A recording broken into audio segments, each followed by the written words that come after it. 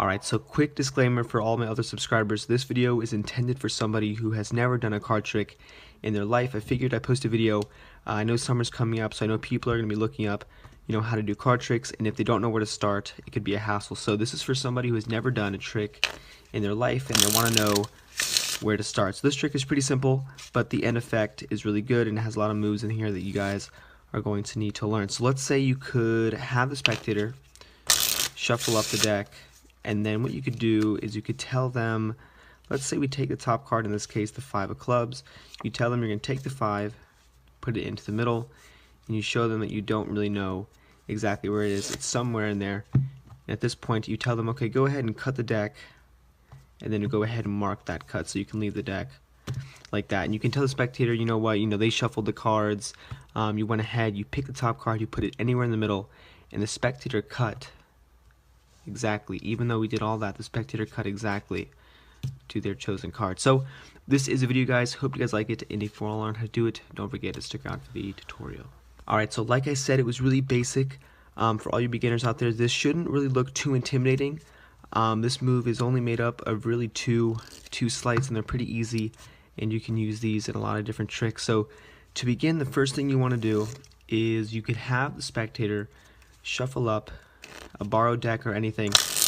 They could shuffle it up, and at this point all you have to do is get a double lift. So I'm going to leave a link on the screen for the double lift here, because if I explain it in this video it kind of takes too long, and the video I already have is a lot more detailed. So essentially what you're doing is, instead of flipping over one card when you're doing the trick, you're actually going to be flipping over 2 cards to make it look like you're flipping over one. And like I said, this video is directed towards beginners, so when you first do the double lift, don't be discouraged that it's going to look really sloppy, because it takes a while to get it to look smooth like that. So the whole premise, okay, a quick tip for when you do the double lift is you can take the 2 cards and you can leave them out jogged a little bit in the back and then pick it up. And like I said, guys, I have another detailed description for the double lift here. If you click the link, that'll take you there.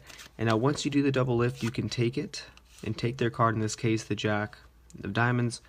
When you do your double lift, you're putting that 10 or that indifferent card into the middle, and their card is still going to be on top. So at this point, their selected card, whatever it's going to be, is still going to be on top of the deck. So that way when you have them, you say, look, I have no breaks, I have no idea where the card is. And what you want to do is, if you know how to shuffle cards, you can keep that selected card on top by ending the riffle with your right hand. So that's a little bit more advanced, even though it's kind of beginner just for you guys. The whole thing here is the card stays on top, and then what you do is when you cut the cards, you're going to tell the spectator, okay, cut the cards anywhere you like. You move the card pack over to the right, or whatever the spectator does. You take the bottom half of the packet and you tilt it, and you put it on top of the other packet, and the top card is going to be right there. So that's kind of how the trick works. And then when you place the bottom packet on top of the top, you kind of misdirect them, and you kind of go over, recap the trick. This way the spectator kind of has time to forget about the placement of these decks. So if you kind of misdirect them, talk to them a little bit about how they shuffled the deck, how you place the card in the middle and then shuffled the cards again, they're going to kind of forget that this here is the top card. And if you do it convincingly, they're not going to guess it, second guess it anyway. So that is pretty much the trick. Okay, so you cut the cards, you leave it on top to mark the cut, flip over the top card, and this is a trick, guys. And like I said, this was intended for anybody who's looking to get a start in Magic. So if you did happen to like my videos, don't forget to subscribe, and as always, guys, thanks for watching.